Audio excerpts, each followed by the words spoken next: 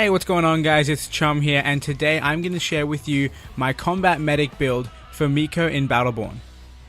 The reason I call this my combat medic build is because using this set of upgrades will allow you to be a part of combat, throwing your kunai and being a badass, while still providing a large amount of heals to all allies in combat with you. So let's talk about upgrades. For the first upgrade, you were given the choice between increasing the slowing effect of your grenade-like spore, or improving your movement speed while using the healing beam with the self-healing biosynthesis skill. Because this build is more about being in combat, rather than sitting back and using the healing beam, we are going with the spore upgrade Breathe Deep. The increased slowing effect makes Miko much more deadly, since enemies will have a much harder time fleeing from him in combat. Our second upgrade is by far the most important for the build. The left side option allows biosynthesis to heal allies, while the right side upgrade makes the heal beam heal you as well as the target when biosynthesis is active. The left side regenerative aura upgrade is the clear choice here because it allows you to heal multiple allies while still throwing kunai at your enemies. Next up, we have the option to reduce our cooldowns, reduce our reload speed, or improve the effects of the healing beam. For the combat medic build, you can choose either reduced cooldowns or reduced reload speed. Generally, I go with the evolutionary emergence because increased skill cooldowns means more healing, more spores. However, if your team is more geared towards healers and defensive heroes, you may be better served increasing your offensive ability with Swift Draw. Moving on, we have our fourth upgrade that is solely based on upgrading the Spore Grenade, and Spore Shock is definitely the way to go on this one. Spore Shock causes the Shock Grenade to stun an enemy if you land a direct hit. This is invaluable because it is excellent for helping you secure a kill and can even save your life in many situations. On your next level up, you'll get your ultimate ability, while also getting one of Miko's best upgrades. We are presented with the option of poisoning more enemies with our kunai, or regaining health from damage done with the poison. Given that Miko is one of the few characters that does not have a shield, having the lifesteal effect of Toxic Transfusion does a lot to help Miko survive while in combat. That makes this upgrade the clear choice here. For the sixth upgrade, this choice is completely up to you, and you should base your choice on how the current match is progressing. If you're finding that you're having trouble keeping yourself at a safe amount of health, then choose Probiotics to improve your healing ability. Otherwise, it may be a good choice to select Spore Strike to deal more damage with the Spore Grenade. Again, for the seventh upgrade, this choice is yours. The movement speed from Fight or Flight can be very useful for chasing enemies or fleeing from combat. But of course, the increased attack speed of Blade Slinger is always great.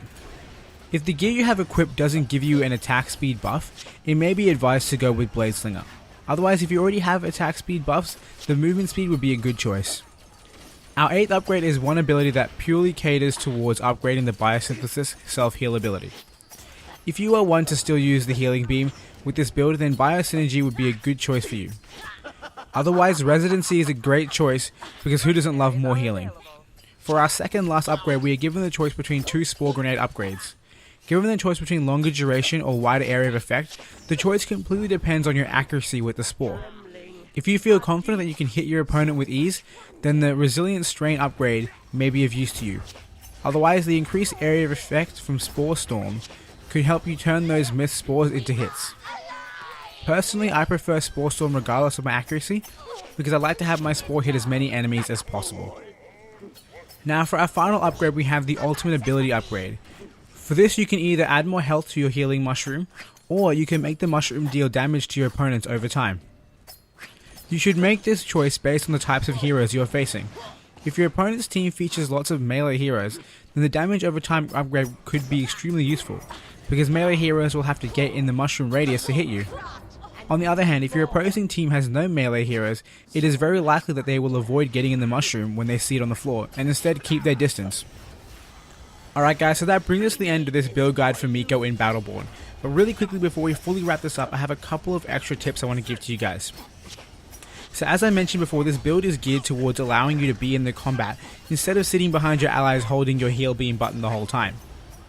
However, you need to remember that using the heal beam is still a very important part of playing Miko. Early on, without a lot of upgrades, you're still very weak, and you can't really engage in combat as much as you could if you had, say, your level 5 upgraded lifesteal. So be sure to use a healing beam early on, as well as analyze any combat situation and think whether it's more important for you to be dealing damage, or if it's more important for you to keep your teammates alive who may be able to deal more damage than you can. And for the final tip, I want to talk to you guys about the ability Lifesteal.